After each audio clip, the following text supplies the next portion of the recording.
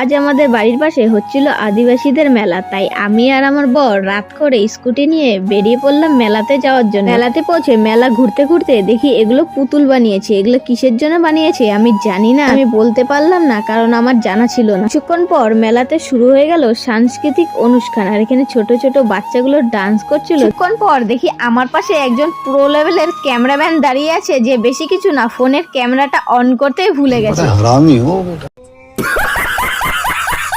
এবার আমরা চলে গেছিলাম মেলার ভিতরে, মেলাটা ঘুরে দেখতে আর কিছু মেলা থেকে খেতে। দোকানে ঢুকে ভাবছিলাম কি খাওয়া যায়, তখনই মনে পড়লো মোগলাই পরোটাটাই বেস্ট অপশন হবে আমাদের জন্য। পরের দিন সকালে আমাদের মুরগি আমাদের বাড়িতে ডিম দিয়েছে, সবগুলো ডিম নিয়ে একটা ডিম রেখে দিলাম, কারণ তাহলে আরো অনেকগুলো ডিম দিবে, না হলে একটা ডিমও আমাদেরকে আর দিবে না। সন্ধ্যাবেলা আমি আমার বরের জন্য এনেছিলাম ডিম সিদ্ধ করে, রাতের বেলা ও ডিমের চোচা দিয়ে ডিমটাকে 2 টুকরো করে ও একটা খেলো এবং আমাকে একটা